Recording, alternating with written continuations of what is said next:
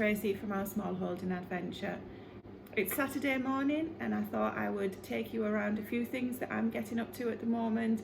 The weather is horrendous outside. I think we've had every season in one today. It's the 6th of June. Yesterday we had ice hail. Today we've had bright sunshine. We've had the worst rain ever. We've had wind. We're due some really gale force winds this afternoon with rain and things.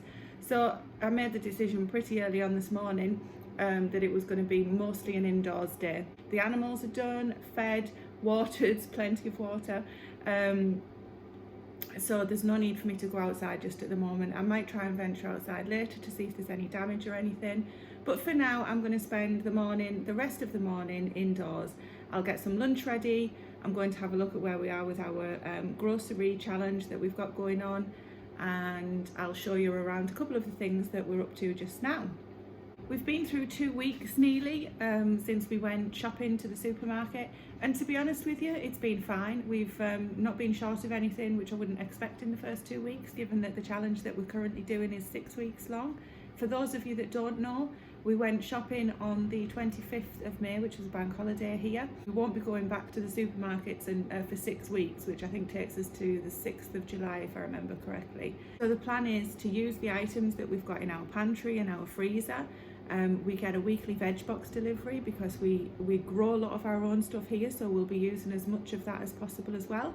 But for the items that we can't grow here, we get a weekly veg box that tops that up. We also get a milk delivery 3 times a week, so I'll show you what I do with some of that as well, because yesterday was Friday, and every Friday we get our usual 6 pints of semi-skimmed, we get a pint of whole milk and 2 litres of cream at the moment, whilst we're using that to make certain items that we'll then freeze for later use, and then we'll stop the cream for a short while. Cream also freezes really well, so I've been freezing some of that too, because 2 litres is far too much for any family to need in 1 week. Generally, when I've got things to use up, it goes into a soup, so given that it's approaching lunchtime shortly, I'll probably do soup for lunch today. Nobody is actually very hungry at the moment because it was my son's birthday yesterday. He was 10. Happy birthday, Jeff. And he got the biggest chocolate cake off Grandma, so they had that for breakfast, and yeah, nobody's really that hungry just yet, so there's I'll get the soup on and then we can get that eaten when we want to. So for now, let's just have a quick tour of what's going on in my kitchen before I get started, and then you can see what I'm going to be up to. This is my dehydrator, and at the moment it's got lots of kale in it. So I'm trying to make a super green powder which we can use for over the winter. This is actually how much we've got so far, and you wouldn't believe that's already off 3 full. There's not this isn't full at the moment. It's off 3 full trays of dehydrated kale. So essentially this you can add to stews, soups, anything like that. It's a complete vitamin mineral boost in a teaspoon, tablespoon. Or you can use it as super greens in smoothies and things, so that's going to be a really good staple for us to have over the winter. So while that's growing in the garden, we're making as much use of it as possible. I actually just use a blender or a smoothie maker that I fill this with kale, with the leaves when they're dry, and then just blend it up for a minute or less, and then it turns into the powder. I sieve it into there, and that's a really good way to get some vitamins and minerals into you in those winter months. Right, so as you can see, we've got the birthday banners on the fridge. Let's have a look what's in there. I haven't actually checked myself this morning. Okay, so meat wise at the moment we've got some sausages which we had left over. We've got a couple of bits of bacon left over. We've got a chicken carcass which we got last night. So every week we get a full chicken and we share it with my parents. They take the chicken breast because that's the only meat that they really like. We get the legs, the thighs, the wings and the carcass, and from that we make the stock, and we freeze it until we need it. We freeze quite a few carcasses together until we're ready to use them. So that'll go in the freezer today, and then the rest of the meat just comes out as and when we need to use it. We've got a duck in here which is one of our own that we will be having tomorrow, which is Sunday, so I'll make some wraps to go with those. This is just leftover beef stew from one of the meals that we've had in the last couple of weeks. The fridge is shouting because I'm leaving it open. So that'll actually go into a pie, and we'll have that as for a meal in a pie with some extra veg. We've got loads of butter and lard left, as you know. We bought extra to make pastry and do the baking that we did. There's a couple of bits of leftovers, so we've got some stewed rhubarb at the back, some tomatoes here, some raspberries, some tinned items that are still left over. Lots of jarred items there, which will keep for a long time, and some leftover pie from last night. But this is what I'm interested in. This is the vegetable drawer, which has got some carrots, onions, a couple of plums. Oh, a sweet. I forgot about that. Some oranges. I'll probably be getting more of these today, so I'm going to have to do something with them. And we can't feed those to the pigs because, well, firstly it's coming from the kitchen, but secondly you're not supposed to give pigs citrus. A couple of mushrooms. So there's actually not that much left in there, so I think I'll make a bit of a vegetable soup and see how we get on. So let's have a look what's in the pantry.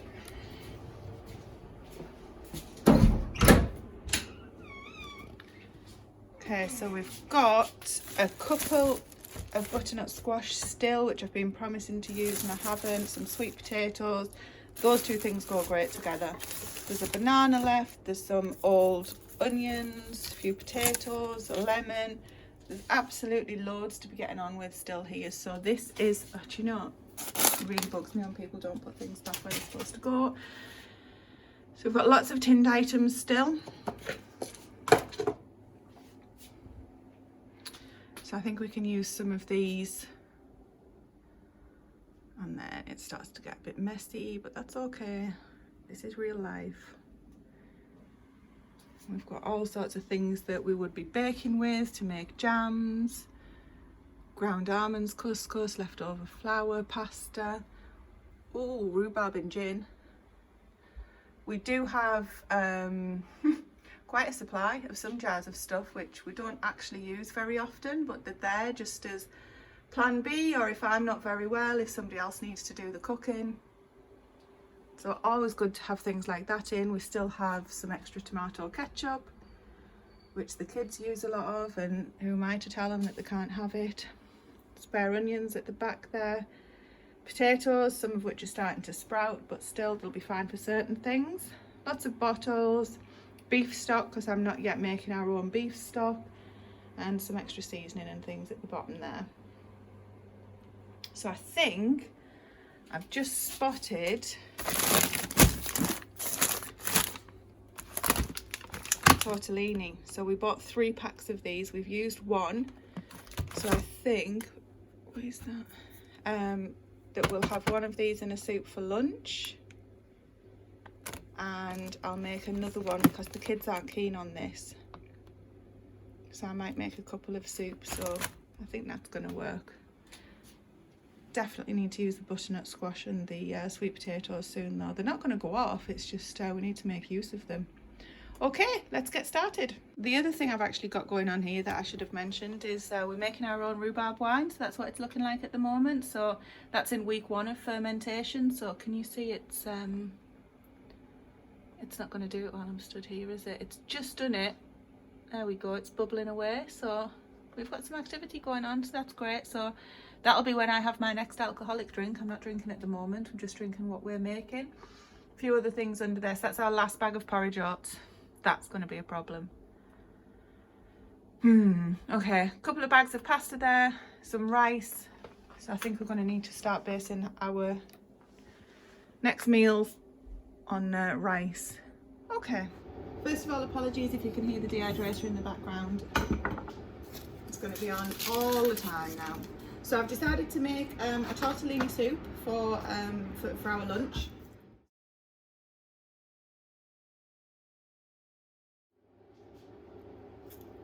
So I've got some bendy carrots, tortellini, tin of chopped tomatoes, a tin of cannellini beans because I don't have any fresh green beans or frozen green beans at the moment, and an onion.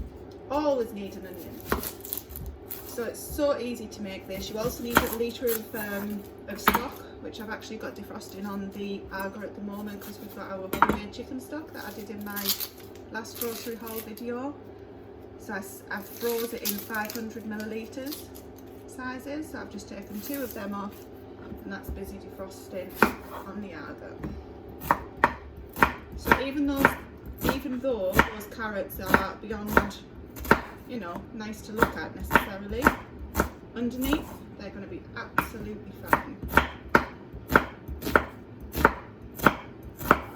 And given that the weather today is just bleh, I think soup's going to be great. Now, as I say, the kids aren't totally fussed on this one. I'm not sure why. Well, just because the kids really. However, because I'd like to get some to be made in the freezer as well, I'm going to also see if I've got some. I'll show you what's in the big freezers and see if I've got some spare. I'll see if I've got some peas to make some pea soup. Where's my bowl? So I always have a compost bowl on hand.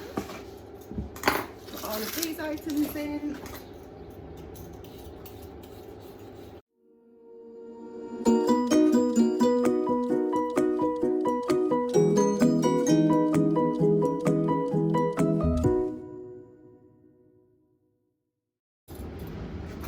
Okay, so I'm going to just take the ends of these because they're quite sizable. That'll go to the animals. Well, actually, that'll go to the compost. So let's just chop these into coins. And what we're going to do is fry off the onions and carrots together. Okay, so this is heated up a little bit. I've got a tiny bit of oil in the bottom there, which is just sunflower oil. Let's get these in so they can start frying off a little bit. Shove them all in together.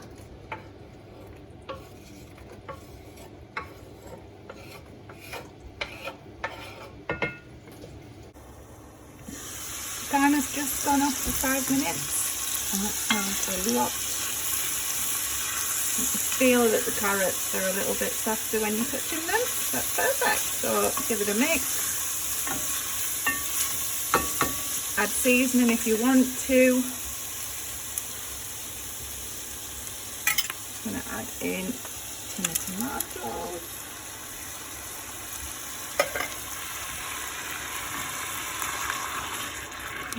Stir. At this point you want to add your stock in. That's going to be difficult for me because it's still frozen, so I'm going to pop it in, put the lid on, and then use the heat in the pan to defrost it at the same time. So you guys can just add your liquid stock. I would if mine was liquid, but let's see how that goes.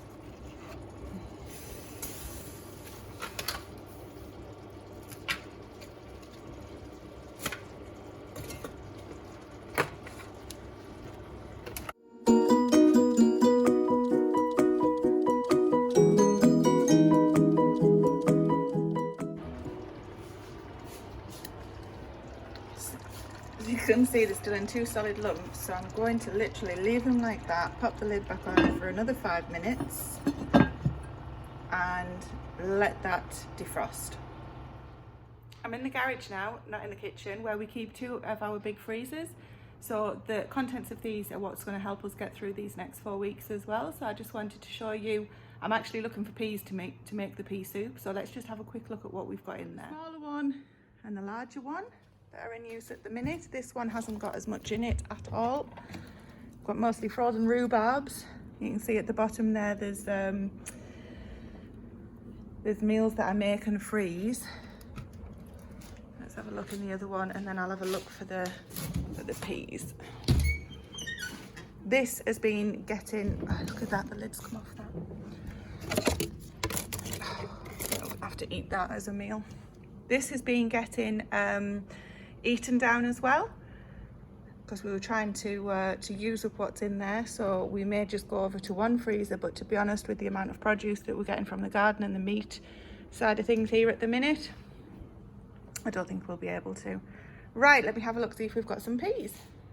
Okay, so these are the things that I'm taking out of the freezer today to help us for next week. It's not the only things that I'll be taking out, but there's some yogurts, peas to make pea soup, puff pastry to do pinwheels. As I'm doing those every other week, I only bought 3 puff pastries and some ham for the kids to have in the pinwheels or just in sandwiches in general. There is other stuff that I'll be getting out of the freezers, but that's it for this one. Next soup I'm making is pea soup. This onion is really big and I don't think we're going to get to use all of it because it feels quite dry. So to make a small amount of pea soup, I don't know, it's probably enough for adults as a light lunch with some extras, bread or things like that as the extras. So to make this you need an onion, 1 garlic clove, so I generally put 2 in, 1 is what's on the recipe, 650 grams of peas, so I've just got Aldi's Petit Pois peas, and 750 ml of stock, so chicken stock or vegetable stock's just fine for that one. So I'm using this rather large onion because, as I say, I'm going to have to discard some of it because it is super dry. That's okay. So we're probably left with a decent amount. Don't worry about cutting this up too neatly, it's going to get blended at the end. It's a good way for me to get onion into a meal without the kids crying that they don't like onions. I don't actually have garlic cloves, so I'm going to be using the garlic granules, which I'll show you these here. So that's what they look like. Okay, so whilst I've got the first soup on the hob, I'm going to start making the second one. We've got the pea soup on the go, which has just got the onion softening in there. And this one, let's have a look. This has completely come to a boil now, so I'm going to take this off. That's been boiling for a good 5 or 10 minutes now, just to make the carrots, ensure the carrots are cooked. And all I need to do now is add my tortellini and my beans. You can add fresh green beans, frozen peas, frozen beans, whatever you fancy. We're not ready to eat this just yet, so I'm not going to add these. When I do, they'll only need cooking for about 4 minutes. So if you want to pop this in the freezer once it's cooled down without these ingredients, it freezes really well and comes out really great out of the freezer. Then if you just bring it back to a boil and add these items at the end, just like I'm going to when we're actually ready to eat today, then that would work really quickly as a nice quick lunch for you and your family or whoever it is that you're cooking for.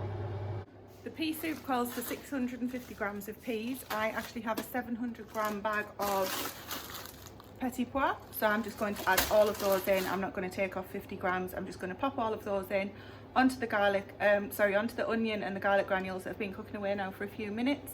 Add in 750 grams of stock and then let them cook down for a couple of minutes because the peas will only take a couple of minutes to cook, and then give it a blend in the blender or with an immersion blender, whatever you've got to hand, and there's your pea soup ready.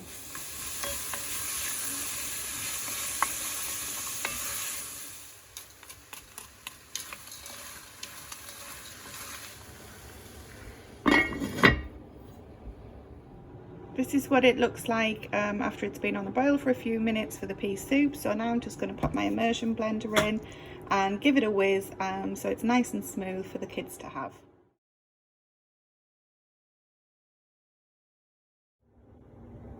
I'm giving making ice cream a go. We've changed our mind. It's not going to be mint anymore. It's going to be caramel because we've got some caramel flavouring in. It's cheating a little bit. So in here I've got 284 mils of cream, which is your standard sort of pot size here. So I've had to measure that out separately. 300 ml of whole milk, and I measured out 115 grams of golden granulated sugar and put about half of that in here, and I've kept the other half to the side to put with some egg yolks, which I'll show you in a second. So I'm just slowly bringing this up to the boil, up to well, a simmer at first, and we'll get stirring it. I've actually added a teaspoon of caramel flavouring. I'll pop some more in if the flavouring doesn't come through enough. I'm not a lover of caramel ice cream, but that's just as well help my waistline a little bit. So I'll leave that to warm up. I'll stir it every few minutes. In a bowl here we've got the three egg yolks. So I've actually kept the whites in a separate bowl. I'm going to try and figure out something else to do with them. Might just freeze them. and the rest of the sugar is in this bowl. So it says use an electric beater to beat them up. I don't know where mine is, so I'm just going to use the immersion blender. It's easier. See what happens. Let's give that a go.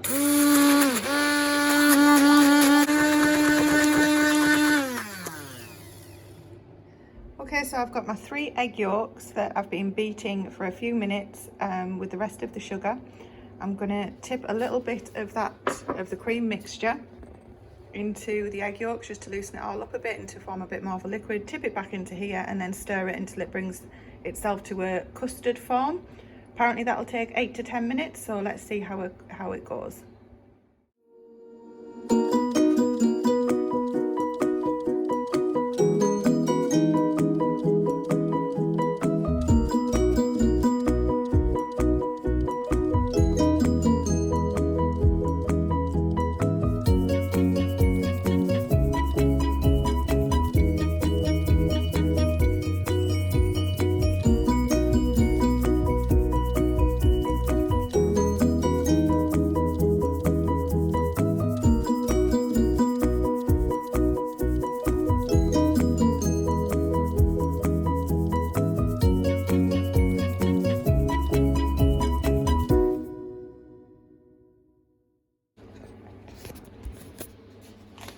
I don't think my eggs were the right consistency, so it's not actually thickened up in the pan, but oh well, never mind, we'll give it a go anyway.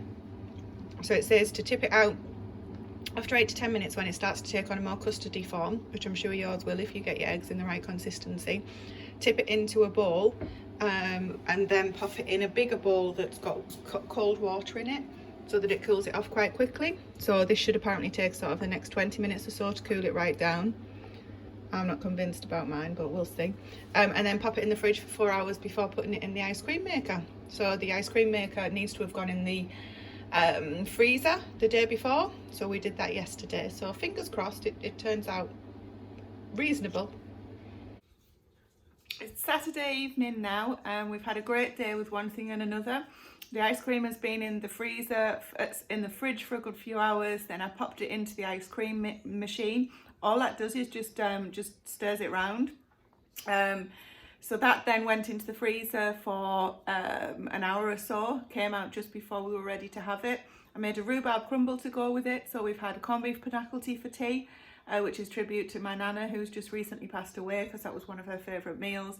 She loved rhubarb as well. So I made a rhubarb crumble to go with the homemade ice cream, and we've just finished it. We're all absolutely stuffed, and it was absolutely gorgeous. So I'll quickly show you what they look like, well, what's left of it, what it looks like.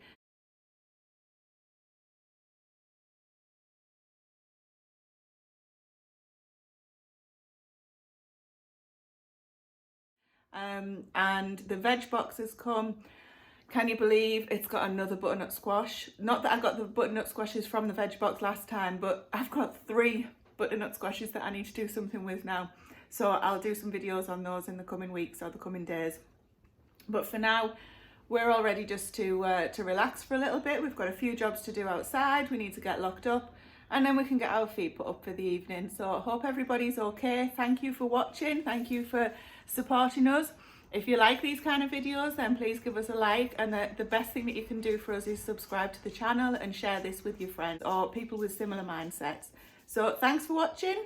Bye for now. Stay safe.